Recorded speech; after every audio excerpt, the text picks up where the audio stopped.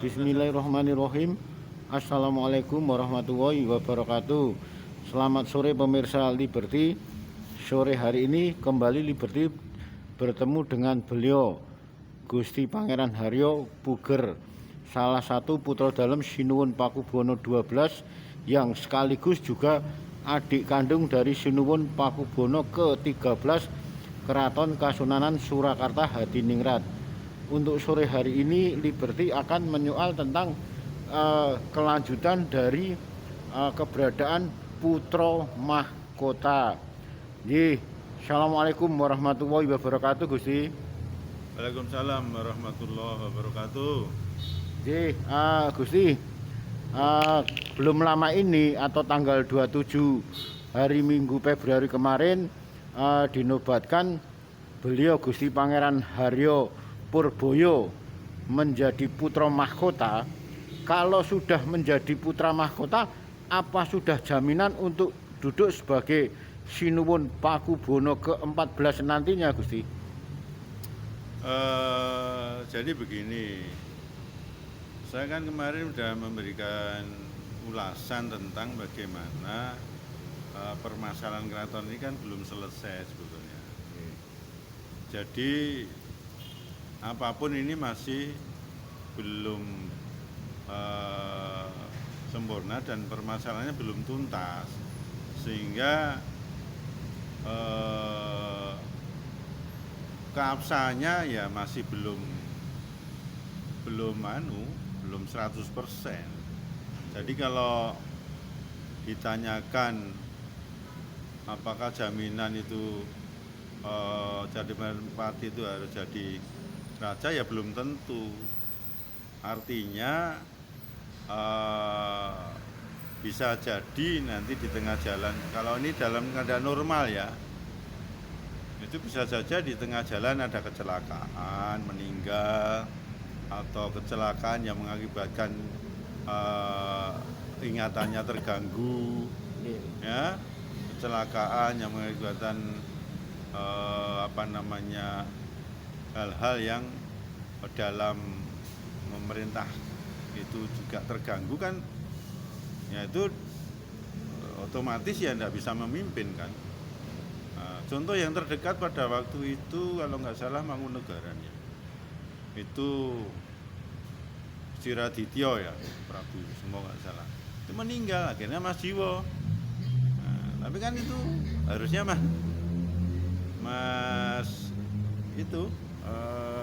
Mas Radityo kan, tapi akhirnya kan kecelakaan meninggal, akhirnya Mas Jiwo.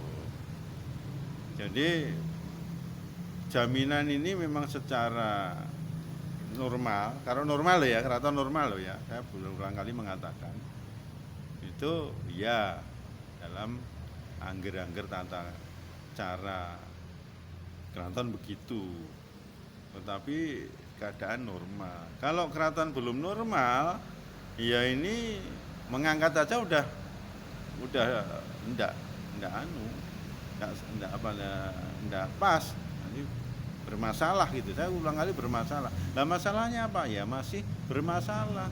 Sinuwunnya masih bermasalah dengan Sentononya, Sinuwun masih bermasalah dengan adik kakaknya, Sinuwun masih bermasalah dengan urusan yang lain yang sudah tidak menjadi rahasia lagi. Orang banyak tahu permasalahannya beliau ini kan itu, dan juga kasus-kasus yang lain juga bukan menutup yang lain juga yang bermasalah. Kalau kita ada keluarga kerajaan yang berulah gitu ya, dalam ada gerakan pemberontakan di keraton, ini juga bermasalah, dia juga kena sanksi pada waktu itu, keadaan normal, keadaan benar. Dan ini adat ini masih begitu, jadi jangan sembrono lah gitu loh, jangan sembrono dengan adat. Nah kalau udah sembrono dengan adat, maka itu harus melenggono, oh aku ternyata melanggar aturan gitu loh. Nah begitu. Nah ini harus nanti yang berbicara kan keluarga kerajaan besar nih, dinasti, bagaimana nanti ada semacam kalau bahasa anunya ya pertemuan adat atau sidang adat lah, kalau mau bertemu rembukan ya, yang ringan aja rembukan semua. Nah, makanya bahasa saya normalkan dulu, semua masuk seperti kesepakatan pada waktu itu di Diamond itu loh, saya ngikuti. Iya, Banti Impres kata itu ya sudah semua sepakat ya, yuk kerja bareng semua. Yang tidak bisa kerja yang ngawasi tok, itu sudah menjadi kesepakatan. Mengapa ini dilanggar? Akibatnya ya terjadilah kayak gini ini. Nah, cuitan-cuitan yang selalu menjadi permasalahan sehingga keraton tidak kondusif. Memangnya ini kan punyanya dinasti. Ya ta? Keraton ini dinasti, jadi mereka punya hak untuk meluruskan Nanggeru-Gering Negari Mataram ini. Khususan Surakarta Hadiningrat. Jadi jangan mengabaikan ini. Kalau mengabaikan ya berarti sudah tidak menjadi warga Mataram. Kalau mengabaikan aturan negara Mataram itu, kita mengabaikan aturan negara Republik Indonesia, ya wis aja dadi warga negara Indonesia kan gitu. Nah, ini harus dicermati betul sehingga juga seluruh sentono kawula monggo. Lho, masuklah. Mari kita berembuk, selamatkanlah Keraton Surakarta Hadiningrat Mataram ini. Nanti akan ketemu. Nggak usah ego, aku ndak. Memang kalau iya, siapa mau larang. Tapi kalau enggak, ya jangan menyalahkan siapapun. Karena ini aturan. Gitu loh. Nah kalau aturan itu disalahkan loh, terus gimana gitu loh. Saya bukan ambisi apa-apa, enggak. Tapi aturannya kan ada. Sehingga ini perlu dicermati. Gitu loh. Saya sebenarnya sudah banyak diam. Ya, saya menunggu sebetulnya bagaimana kesepakatan-kesepakatan itu jangan diingkari. Nah, makanya udah jadinya kacau. Nah, kacau ini karena apa? Ya, situasi yang sudah tidak melihat lagi tatanan Mataram ini sehingga menjadi karepku-karepmu gitu loh. Aja karepku-karepmu, kareping negara, karepe keraton. Nah, gitu loh maksud saya gitu. Gini Gusti, artinya gini, baik itu Gusti Mangku ataupun Gusti Purboyo, apa mereka tuh keduanya sudah memenuhi kriteria untuk menjadi mahkota dan selanjutnya menjadi raja, apa sudah memenuhi kriteria dan layak Gusti? Belum, dia masih menjadi pangeran, iya. Gitu. Tapi kalau menjadi yang disebut tadi apa? Apa namanya, pangeran mati atau pangeran calon, ya belum. Pangeran sepuh. Kalau sepuh ya bisa saja disepuhkan secara grade monggo, tapi ini kan belum bisa disebut itu karena apa? Ya belum normal. Belum normal, semua ini enggak normal. Jadi mau bilang apapun ini jadi salah. Mau bilang apapun jadi salah. Gitu. Nah, makanya kesepakatan dulu di Amon itu atau terakhir di Balai Kota itu ya, bahwa sepakat monggo kita jelaskan permasalahannya. Itu kesepakatan tentang apa tuh Gusti? Ya kesepakatan tentang sinuwun tetap lenggah monggo. Ya toh? Terus semua masuk di Diamond itu monggo. Ya toh? Terus ada perdamaian juga monggo, nanti semua kerja bareng. Ternyata tidak juga sampai adiknya pada meninggal. Ya toh? Ini kan perlu dipikirkan. Ya, jangan terus tidak memikirkan efek dari kausa ini. Ya, makanya saya bilang terus ada lagi hal-hal yang perlu diperhatikan, bahwa pemerintah sudah menjembatani tapi kan mandul juga akhirnya, berhenti juga. Nah itu, ini belum selesai, keraton ini belum selesai. Itu loh, siapa bilang selesai? Belum. Kalau harus selesainya bagaimana Gusti? Iya tadi, seperti sepakatan itu semua masuk semua, duduk dimanapun monggo, ya toh. Terus sinuwun monggo, nanti aturan itu akan muncul. Kalau sinuwunnya mau cocokkan dengan aturan, ya toh. Tentu nanti akan muncul aturannya biasa. Jadi kita daur ulang kembali, kita cari dokumen-dokumen, kita cari aturan itu, ya supaya nanti ke depan, saya berulang kali ngatakan ke depan ini sudah mulus, gitu loh. Jangan belum ini karepku, iya karepmu boleh, tapi karep keraton kan harus menurut aturannya, gitu loh.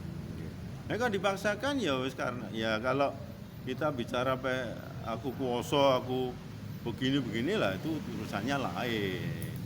Saya tidak Nggih, Gusti tadi sempat ngendikan kalau bicara kalau memang keduanya belum layak untuk menjadi Sinuwun Pakubono ke-14.